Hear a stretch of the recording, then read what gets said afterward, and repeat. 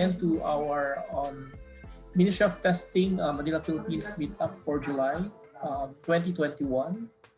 So I'll just need to run a couple of slides before we give the stage to Janet. So, this is just a reminder that this session will be recorded as well. Let me just hit the record. Okay. Recording in progress. Okay, and as I mentioned, we are also live in YouTube, care of Johnny. So Johnny, again, thank you for giving your expertise for that. And we're also live in Facebook page. And if you're not in Zoom, you could also post your question in Slido. And as well as for those people who are attending in Zoom, you may also use the Slido. I think we will paste the link as well for Q&A later. So again, welcome to Holistic Testing in DevOps by Janet Gregory. And I'm your host, Anthony. And so again, this is from Ministry of Testing. And Ministry of Testing, for those who don't know, is the biggest and the most supportive global software testing community. It's present in 77 cities and probably it's more. And we believe that the more we can get testers coming together, the better we can improve our practices. And well, for those who don't know, MoT started in Cambridge, UK. And we only started 2 years ago in Manila, Philippines, April 25, in collaboration with Asian Institute of Management. And yeah, we are also in a social media page, so please visit Ministry of Testing Philippines. And before we start with, I just want to flag that we also have our community, Cypress IO User Group Philippines. We'll have our first meetup next week, that is July as well, the same time, 8 to 9 p.m. And we have Philip as our guest speaker, testing API with Cypress. So this will be our first meetup for Cypress community here in the Philippines. And also for those who are asking questions, we'll resume our study group. I think we are moving to Cucumber, but we'll be starting that between August or September. And as I mentioned, there will be new faces. We'll be hosting this event next month as we expanded our volunteers as well. And as I mentioned, please visit, this is shameless plugging, please visit Agile Testing Fellowship. This will be in Manila soon as well. So this is actually, well, we have here the founder of Agile Testing Fellowship, Janet Gregory. And we actually have Lisa Crispin last year, I believe twice, here in MoT Philippines. So please visit. There are a very interesting course about Agile testing for the whole team. So without further ado, I'd like to introduce you to Janet. So Janet, please take the stage. Take us away. All right. The first thing I'm going to ask is, well, I'm going to screen share mine. All right. Okay.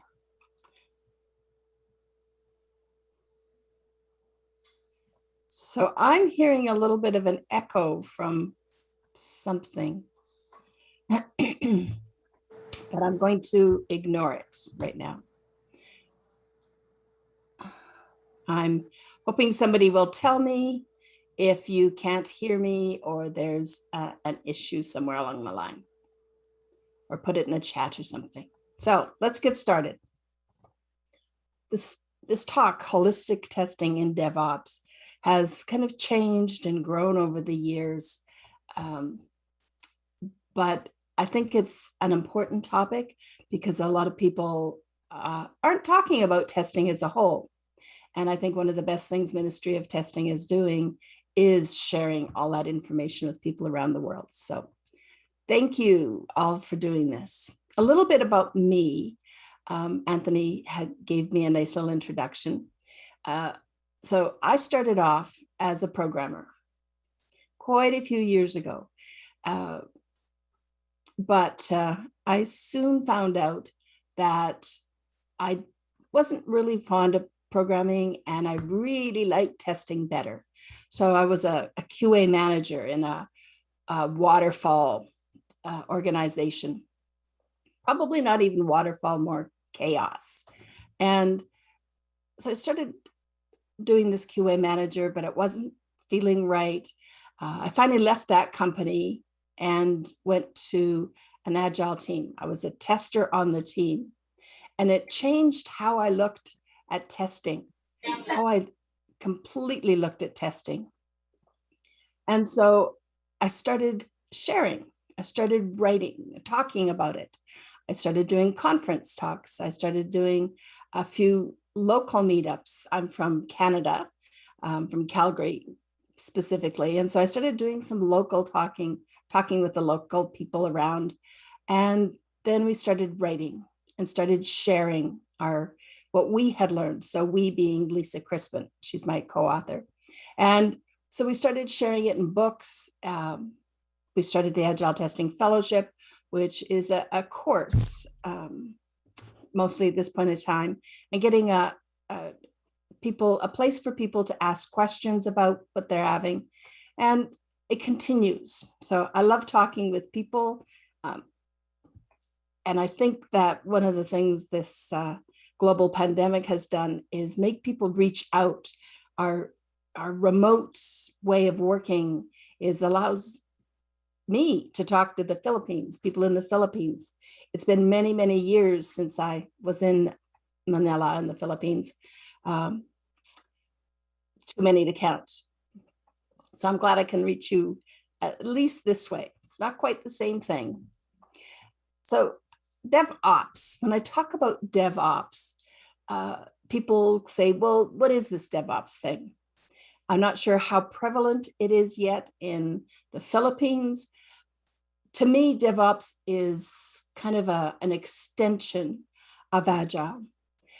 So I'm going to talk about why, what it is, what is important, a very, very little bit, and then talk more about the quality. How do we test? And what does that mean? Because a lot of the DevOps topics don't talk about that.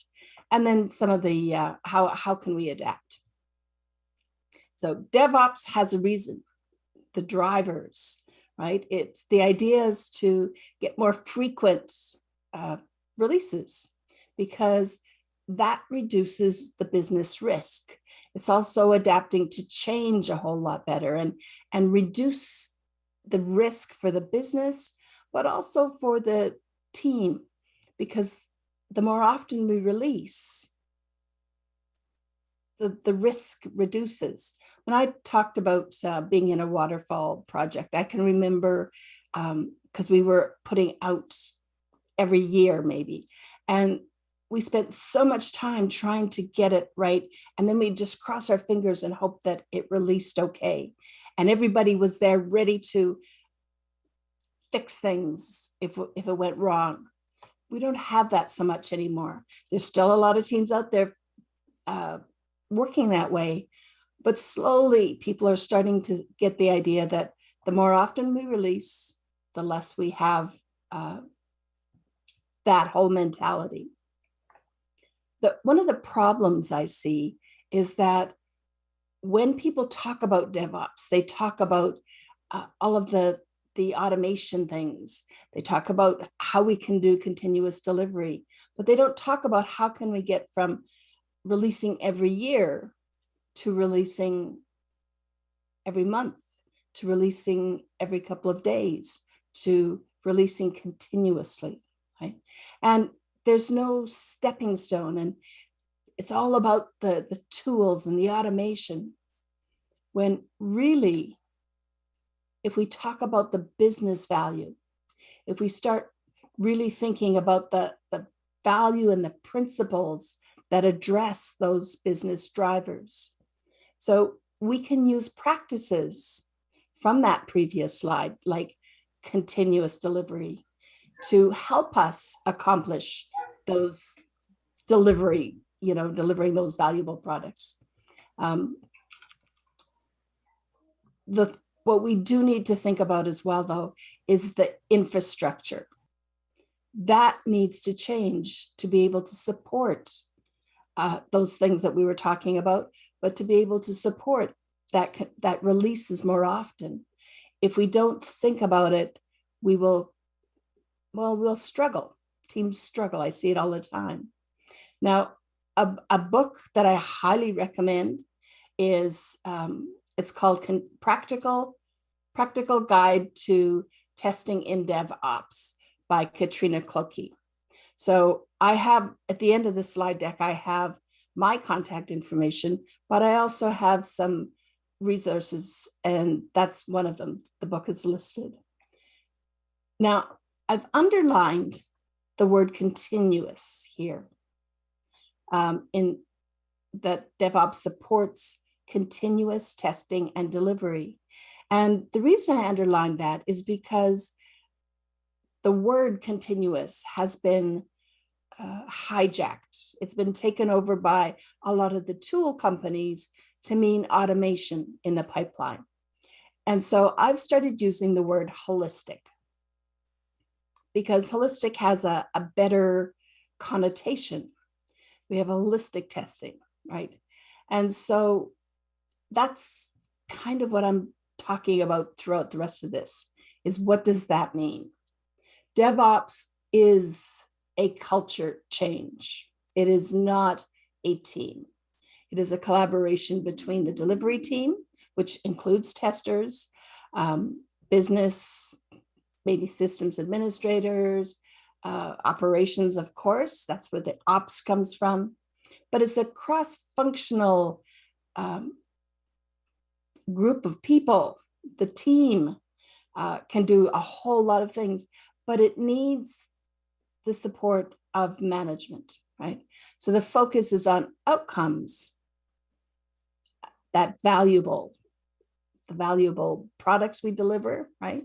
So if we stop thinking about just the individual features and the individual stories, but really how do we deliver all of that successfully?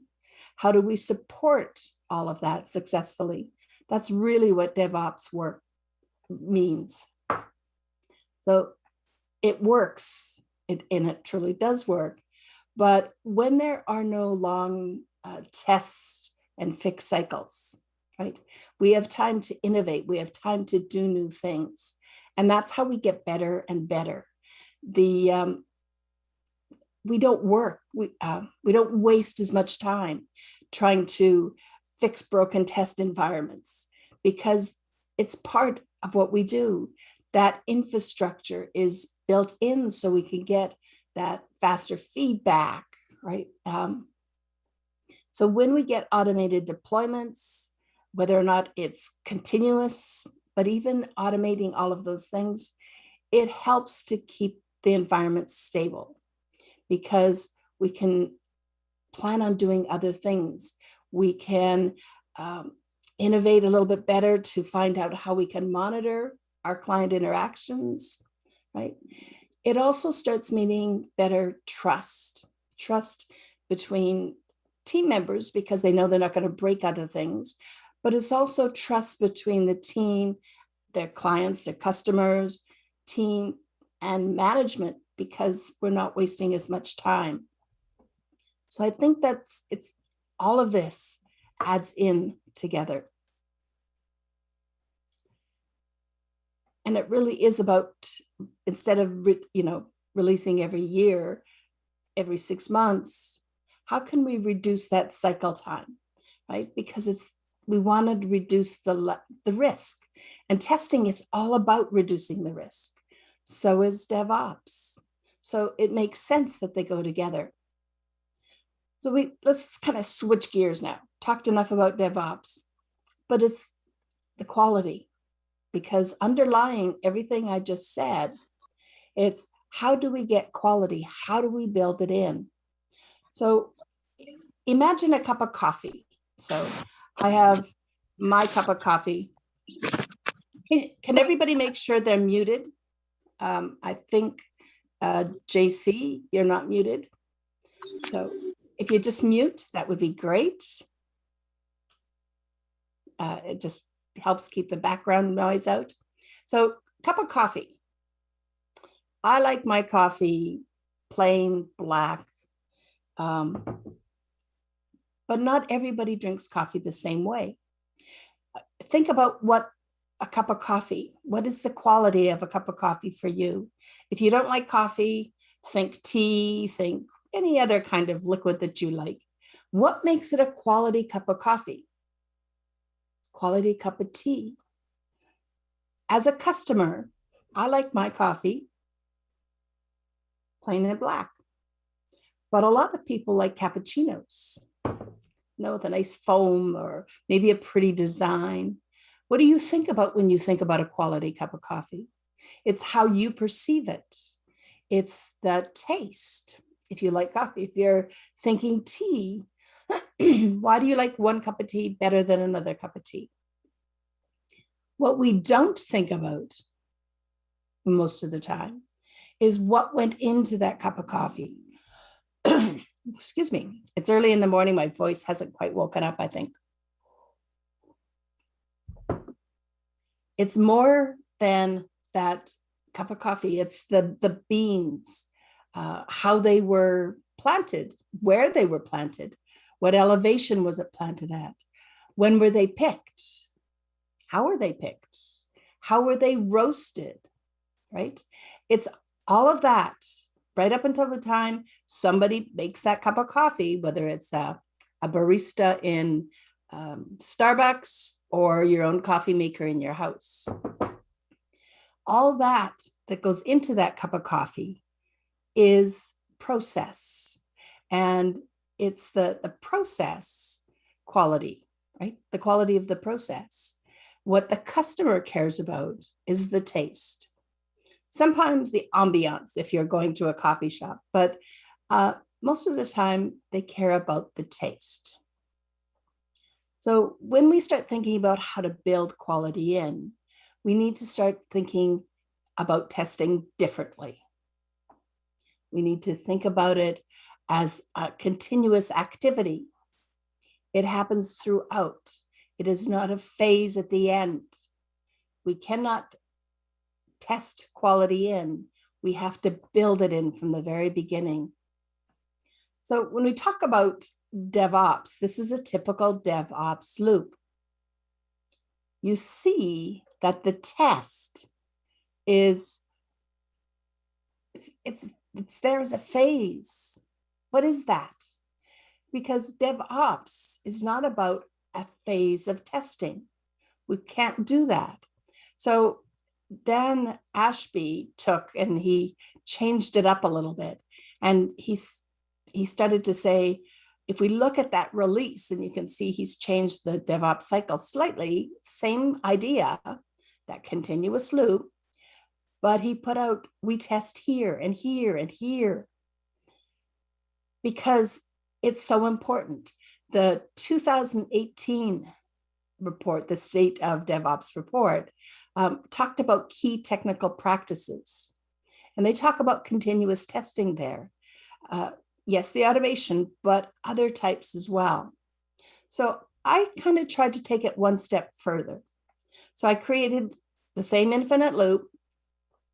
And instead of having test as a separate kind of thing, we think about discovery, planning, seeking to understand what are we going to build, building it.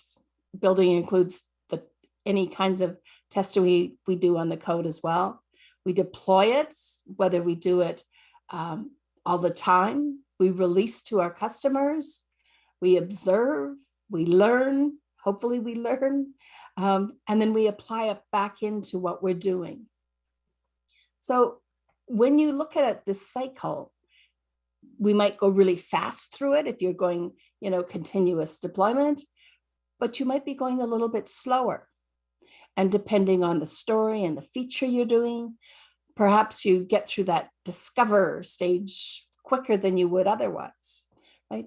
Maybe seeking to understand, if we've done this over and over again and we're just changing something, maybe we get through that a whole lot quicker. There's no time set to any of these. So what I've done from that perspective is I wanted to think about all the different types of testing there is. Now, this is just a very high level kind of idea. So I'm going to kind of go through each of these a little bit just to kind of talk about them a little bit more. There's a lot of different kinds of testing. And now in an infinite loop like this, there's no beginning, there's no end. But we're going to start with the discover, right? Because that's kind of where we're thinking about it. So everything on the left side of this loop is kind of, think about that as shift left, that whole shift left movement. I don't like the term when we think about a linear progression, because development is not a linear line. It's continuous. So the shift left is all about how can we think about testing earlier? Shift right is what do we do after the code is built, right? And so we're going to talk about these two different sides. We'll start with the discover, planning, and understanding. This is all the things we do before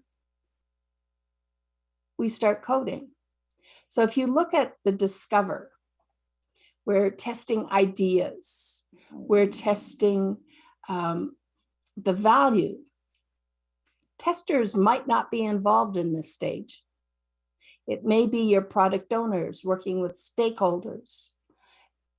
Does this particular feature add value to what we're trying to do? They are testing whether they know it or not. They're testing the idea. If we think about the planning, yeah, it's a good idea, so let's actually do something about it. So in planning for a feature, we would think about the risks, because when we identify risks, we start thinking about how we're going to test, what we're going to test. We're also testing our assumptions.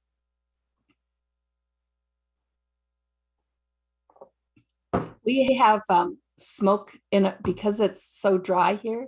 We have lots of forest fires and there's a lot of smoke in the air. I think that's also affecting my voice. So I'm apologizing. Not a lot I can do. But when we're talking, when we're thinking about the feature we're going to build, we're testing each other's assumptions. Did you mean this? I think you're saying this, but I'm thinking this, right? We also are going to slice our stories, and hopefully you slice them into testable stories. That's something testers can help with. Ask the question, how are we going to test that? So we want to be thinking about that way early before we do anything else. And then we seek to understand. And that's where we'll use practices like acceptance test-driven development or behavioral-driven development, example mapping. Example mapping is a way to, it's testing our understanding of a story. So you an example. If I was doing something simple like adding two numbers together. So if I say, A plus B equals C. Yeah, okay, I think I understand. But if I say 1 plus 1 equals 2, that it significantly increases our understanding. But then if I give it another example and say, what if I add 1.0 plus 1? All of a sudden, it brings in the whole conversation about decimals. How many decimals are we going to save? How many are we going to show? What do we expect, right? How accurate do we have to be? It's a whole nother conversation. If I have another example and say minus 1 plus 1, all of a sudden we're thinking about negative numbers. It brings in some more conversation. That's what examples can do. It magnifies the conversation that you're having. So things like prototypes, whether it's a developer creating a proof of concept, or you having a paper mock-up of the design or a wireframe, that helps us to understand what we're building. And then we also, and this is where we're really bringing the DevOps into it, is start to think about what we want to monitor. What do we want to observe from a customer perspective? So we're starting that understanding early. And then we get into the build. So the build is, it's that everything. The coding, the testing, we're building it, right? So this is where we're going to start automating. We're going to think about, we're going to take what we thought about, what we wanted to monitor, observe, and instrument that code. We're going to be testing our stories and features. We're going to be doing exploratory testing very early. One of my favorite things to do is, as soon as a programmer says, I've finished coding the story, I finished coding, to say, hey, Janet, can I show you? I will go and I will pair with the programmer. And we're going to start exploring that story very quickly. It's about fast feedback. And that feedback cycle is something we want to constantly try to reduce, right? So how did we build it? So now we're going to move to the right side of this. We're kind of crossing over. We're in that right part of this loop. So we've built something and now we're deploying it. And this is where our build pipeline really comes into play, having that really stable infrastructure, because we're going to be testing that. This is where we're going to be running, executing those automated tests, our regression suite, right? We're also testing the pipeline. We're testing the deployment, making sure it deploys correctly. We also are going to start testing the quality attributes. This may be immediately in the development environment, right? We deployed it to a development environment. Maybe we can do a lot of testing there. Maybe we've deployed it to a test system, and we can start doing load performance. We're going to be thinking about, what can we test? We are testing the system at this point of time. Once we're happy with that, depending on how fast you go, we're going to release to the customer. Now, this gives us a little bit of a different perspective in what that means. So if we have things like feature flags, we may have them turned off so that the customers can't see this new feature. It's in production, but they can't see it yet. We can do additional testing. We can start testing in production, but the customers don't actually see it. The tools these days enable us to do that. We might have blue-green environments. So a blue-green environment says that, say the green is in production. This is what the customers see. Our blue environment is a complete copy. They're the same environments. We've been deploying to the blue environment, so we can be testing in the blue environment. When we're happy, all we do is say, green environment is now our test environment, and blue is live. So the customers see blue. It's seamless for the customers, but it allows us to test in production without the risk. And so those are the sorts of things that we want to be thinking about as we release. How can we do it safely? And then we get to observe, how are our customers using it? Now, high productive teams, they are set to observe and they have a couple of options. They either will have a strategy for, they might have both actually, but they have a strategy for rolling back really quickly if they needed to, or most likely their strategy and their process allows them to put a fix out really quickly if they need to. But hopefully by doing all of these other things, that risk is really low. We put out small chunks so that they don't, and we're testing as we go, so that the risk of something being really bad in production is very slim. So all of these things fit together. And then, of course, we learn. And this is where we get to say, you know, I think that if we do this, we can expect that, right? So we're hypothesizing and we're adapting, we're improving our process. And then we go back into that left side of the cycle and start all over again, taking what we learned. Now, if we look at a pipeline, and this is a very simplified pipeline, continuous delivery. So continuous delivery means that we keep every change that we do. So a developer checks in his code, right?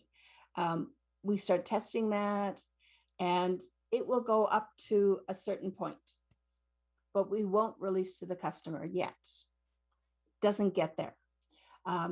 So continuous delivery means that we're going through the full cycle with each chunk of code. We just don't deliver to the customer constantly or to production. Now, in this, we've got blue and yellow.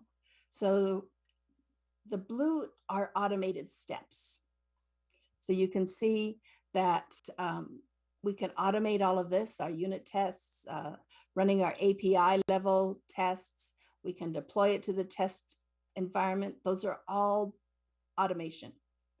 But we have some human-centric tests in this, because this is not my picture. It says manual steps for yellow.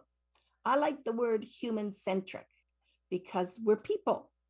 We use our brains, and that's the kind of testing we want to do.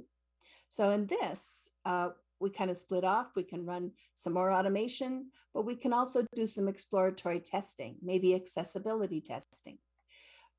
We need to know what test environment we're in, but we can do these all in parallel. Once all of those are passed and all the testing is passed from all 4 of these, we deploy to staging. And then we can deploy to our stress test suite. Right, this is an example.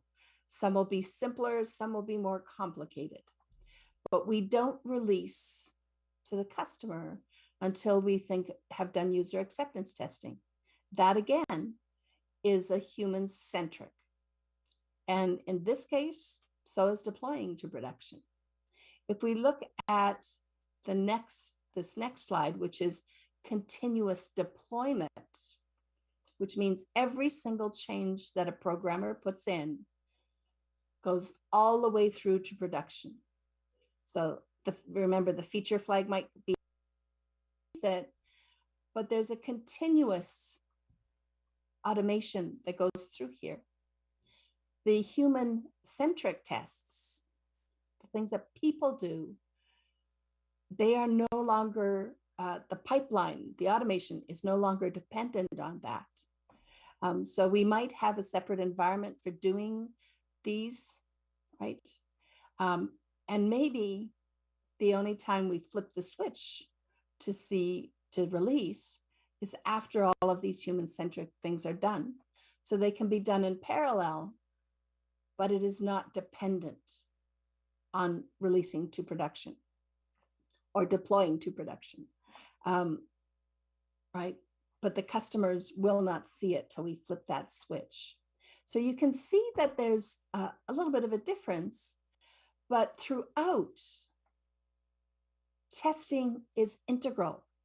Testing is part of it, whether it's human-centric or whether it's automated. We need to think about it. So I really think that testing is at the heart of DevOps. So I'm hoping that everybody passes that message on. In 2018, the State of DevOps talked about testing as being a key component. In 2019, it talked about how high-performing teams could restore service faster, right? Lower rate of failure, because testing is becoming part of it. This year or last year in 2020, it concentrated on the platform service, but also change management. How fast, how good can we get changes in, right? How much can we build that into our system? So I've talked about a few of these enablers. The idea of feature toggles, right? Being able to test things before we flip that switch. When a little bit of music, get a little excited, yeah. So the other enablers are things like getting testers to work alongside, being able to really think about how do we incorporate testing all the way through, that process. How do we get our process, our quality of our process better, right? It's by getting testers involved way early, asking those questions. We can think about and ask questions about all of the quality attributes, things like accessibility or localization, internationalization. Is this important? Security is getting bigger and bigger all the time. So as a tester, really understanding what that means. How do we get testing security up the very beginning? It's by asking those questions during the discovery or during the planning. What are our risks? When you're asking questions about risk, you're really talking about the quality attributes. If security is a huge risk, then you're going to be thinking about how do we build it in? How do we make sure our programmers understand how to code for security? How do our testers know how to test for security? Do we give them the tools to be able to do that? And then doing things like exploratory testing as early as possible on each and every story, right? Because exploratory testing is really about what didn't we think about? So a lot of the quality attributes, things like accessibility, it's getting in there and being testing as a person, right? If we think about testing as an activity that happens throughout, then we can start thinking about spreading that testing around, making it visible. Other people can take testing tasks if we identify what they are. One of the things I really discourage from teams is to have one task, one testing task that says test this story, because then all of the testing activities become invisible. So things like test data, creating test data. Maybe we can have our product owner help with that, right? Maybe programmers can help get us test data. Maybe somebody else can. It doesn't always have to be a tester. Exploratory testing. It's a good idea for programmers to think about exploratory testing while they're coding, right? So there's a lot of different ways we can think about it. And these are just a few, really just a few of the things that enable teams to implement continuous delivery or continuous deployment, if that's what you care to do. Testing is definitely different than the way it used to be. But I truly believe that testers add value. We just need to find out how to work differently. So thinking about the continuous integration and understanding what that means. Because if we understand it, then we can start saying, you know what, we can define, we can help define this pipeline. We can help think about what makes sense to test at this stage or this stage. What do we need to understand? For example, user acceptance testing. How can we get it in earlier? Because by leaving it to the end of a feature, it might be too late. Definitely, if you're doing, say, a 3-month release cycle, it's too late to have it at the end. How can we move it forward? How can we move it forward? If we understand, if testers understand all of these feedback loops and help identify what we're going to observe, we can also help identify the analytics. We've been thinking about what the customer wants. So we can think about that. The other, and one of the biggest things is looking at the big picture. How does this new feature, how does this story affect the system? What are the dependencies? In fact, that's interesting as I say this, because as part of the Agile Testing Fellowship, and there'll be a link on here, Lisa and I have a blog post, and the one I just put up yesterday is identifying dependencies in the system. How can we visualize that? Because it's a very important piece, very important. So when we start testing early, right, we're using our critical thinking skills. It's what testers, they have. It's one of the things that goes with it, I think, is we think critically about things. So we want to apply those as early as possible. So in my mind, in my world, QA doesn't stand for quality assurance. It stands for question asker. So if you're ever thinking of a title, to me, testing is about being a question asker, thinking about what do we need to bring? What assumptions do we have to raise? So we want to ask lots of questions. We want to be thinking about quality. So we're going to ask those questions about the risk, the quality attributes. We can help our team by working through examples. What are some of those edge cases? Because a lot of times that's where we miss, where we forget. So we can ask those questions early. So testers need to be part of that team. Now, when we can work, one of the enablers was working side by side, right? So we can think about what to automate. I can pair with the tester. I may not write the automation code. I might, if I have that skill set, but I can pair with that programmer to say, here's what we should automate, right? I can even do things like code reviews if I understand the, I can do a peer review if I pair with the programmer and say, okay, tell me about what you just did. If I know the coding standards, if I understand coding well enough to be able to read it and understand what the programmer is saying, I can do things like, I thought our methods are supposed to be shorter. Why did you name it that way? What, I can ask those questions. I can be part of that. Even if I can't actually do the code. When we think about our build pipeline, and this is very, very simplified, of course, but if we're thinking about that right side of that loop, right? A lot of it is the automation because we want to go through that deployment pipeline. You start to think about which environment, which test environment runs what kinds of testing, right?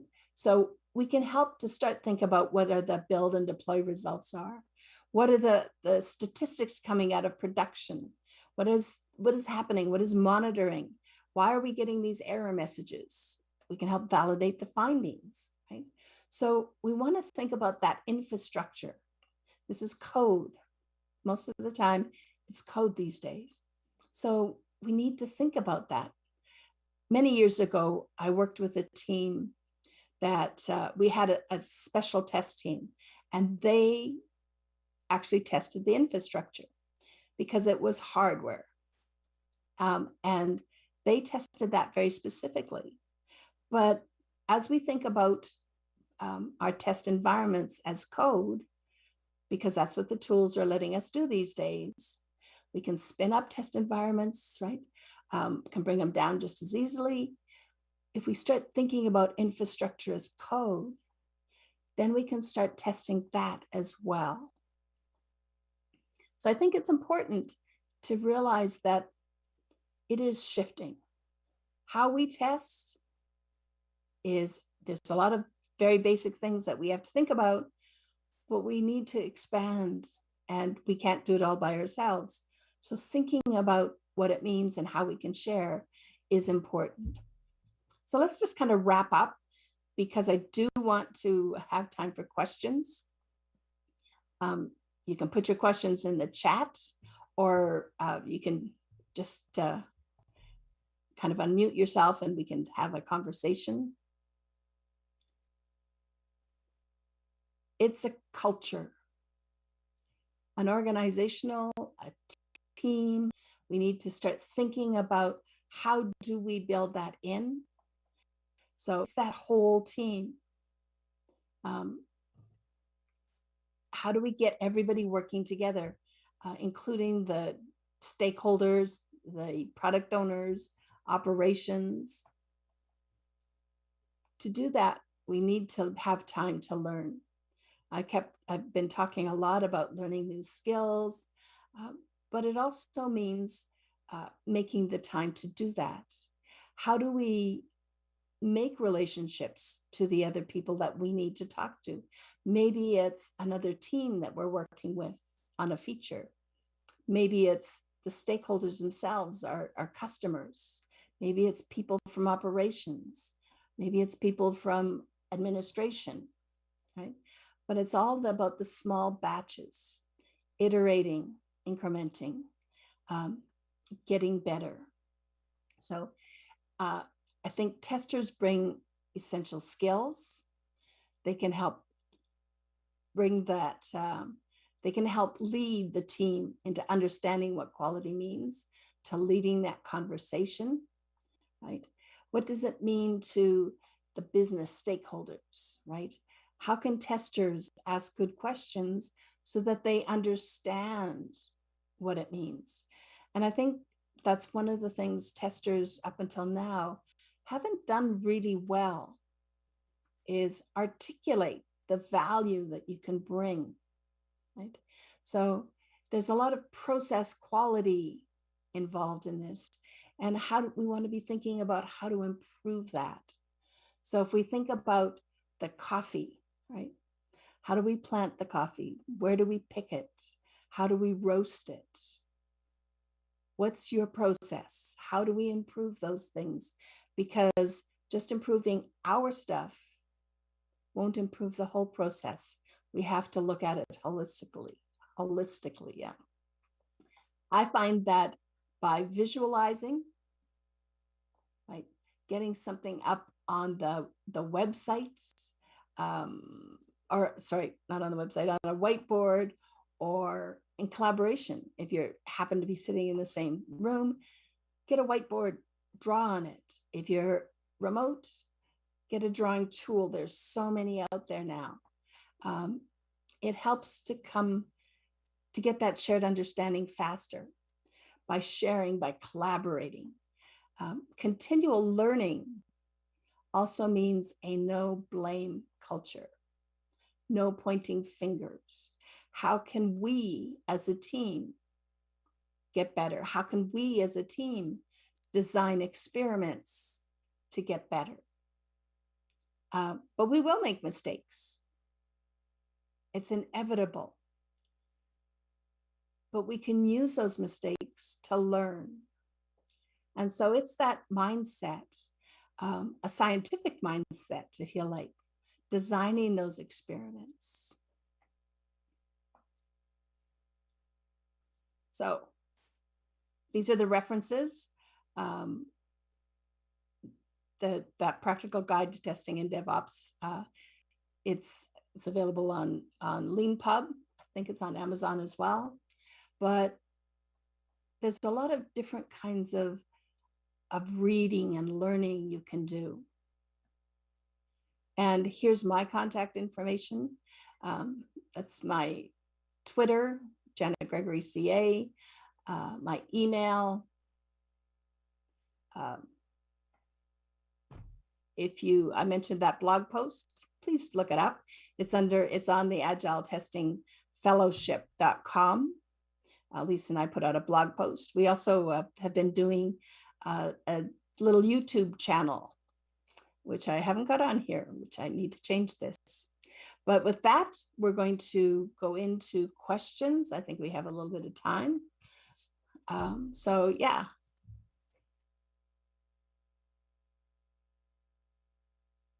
Yep.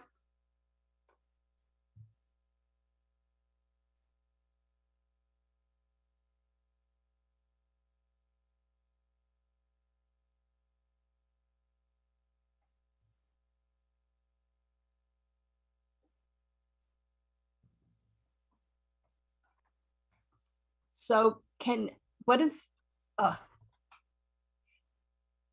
hi.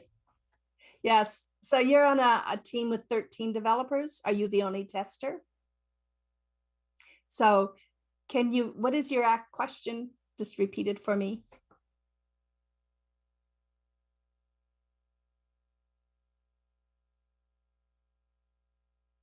Mm-hmm. Yep. So share. You can't do it all. You can't. So that's where, when I was talking about testing as an activity, when you start thinking about it from a whole team perspective, bring it to the team and say, okay, I can't do this all. What can you do to help? And get them to do some of those activities, and use your time for the best value, right? When you're working with 13 developers, all you can do is be a test consultant, right? That's what you can do is help them test. You can do maybe some exploratory testing just to kind of make sure, but really they have to do the hard lifting. So being a consultant and teaching them is probably the most valuable thing. Yeah, yeah. I was on a team with 10 to 12 developers as well, and you can't test everything. You can't do it all. So you have to kind of let go and say, I can help you, I can teach you, but you have to do it too. Yeah. Yeah.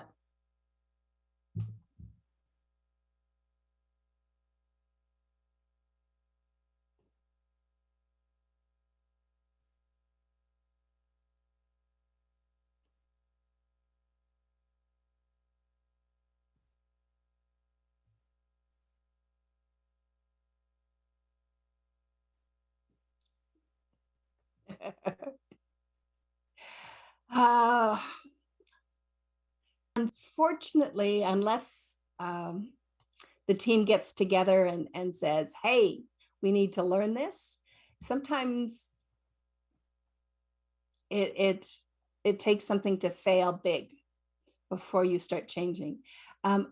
Identifying the problem that you're having, and looking at that and saying, okay, what can I do to help with that? What can we as a team do to help with that?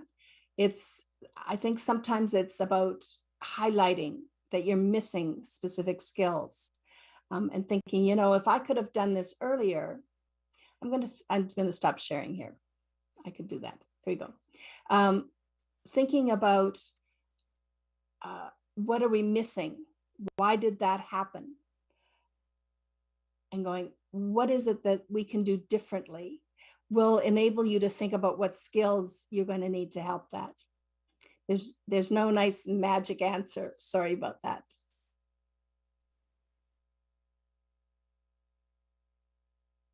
Okay.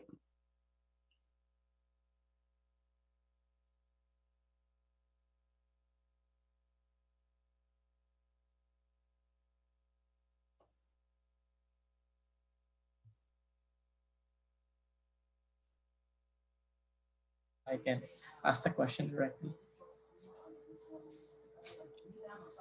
Hi, Hello, Janet. Richmond.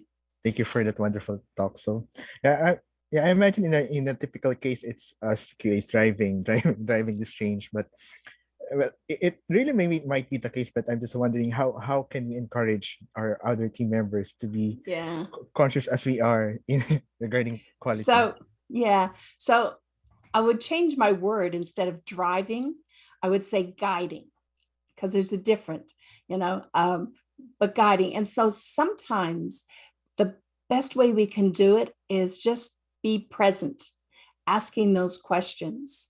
And even from, slicing the story to say, okay, that story, how are we going to test that? And use the we word, always using the we, not I. Don't take the monkey. How are we going to test that?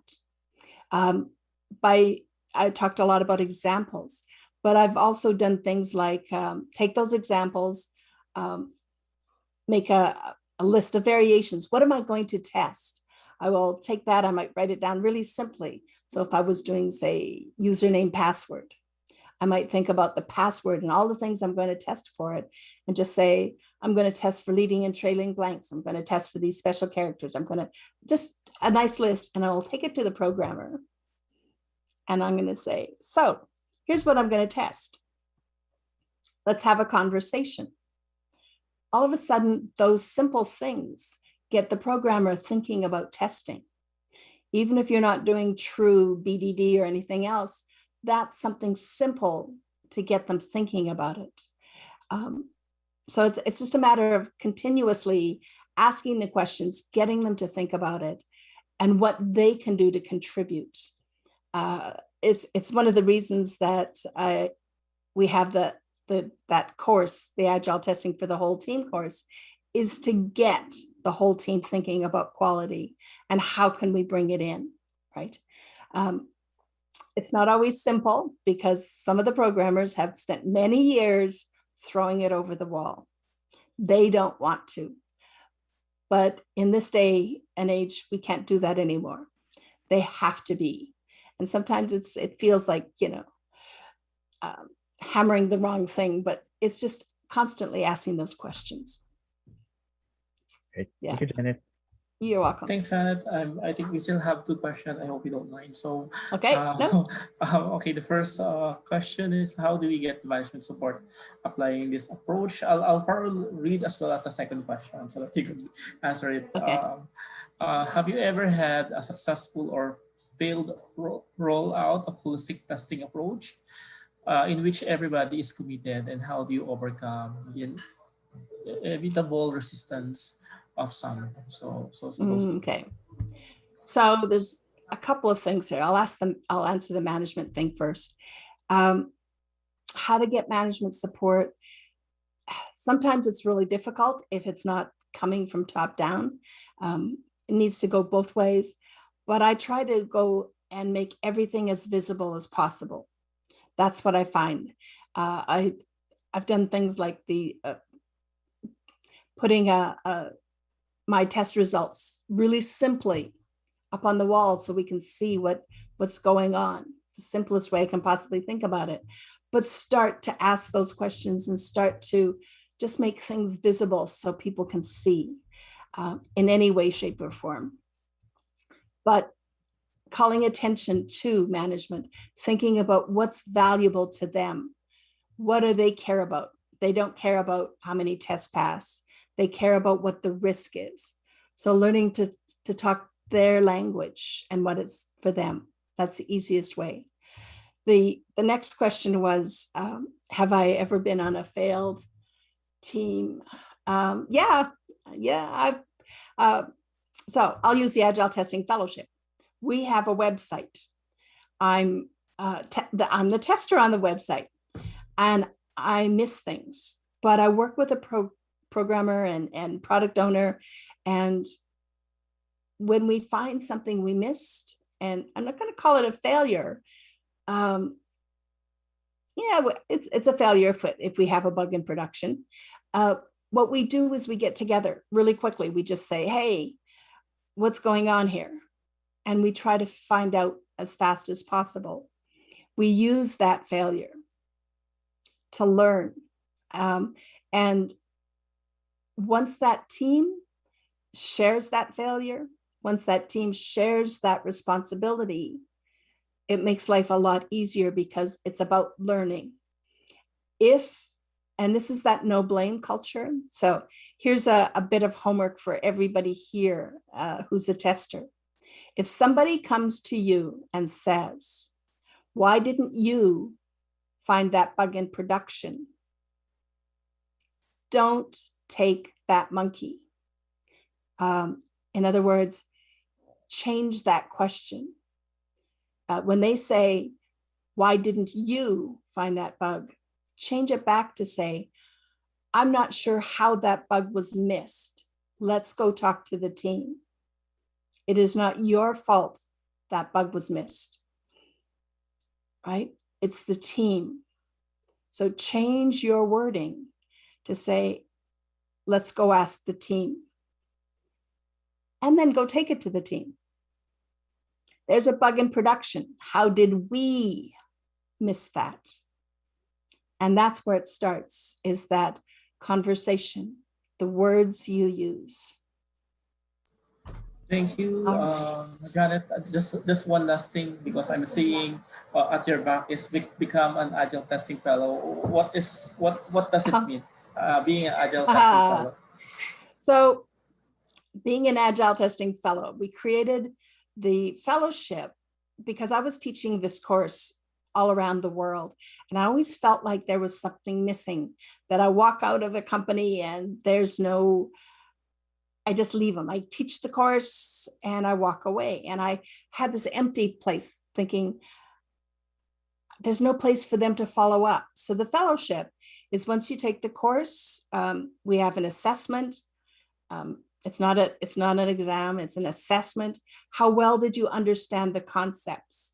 Once you pass, then you become a member of our fellowship, and we have a virtual Slack group where you can ask questions, and Lisa and I will answer. Any of our instructors, Anthony's going to be one of our brand new instructors, can all reply and can maybe give you some help about the questions you're asking. And they can be very specific questions. So that's what we were trying to do with the fellowship, is give people a community, much like Ministry of Testing, right?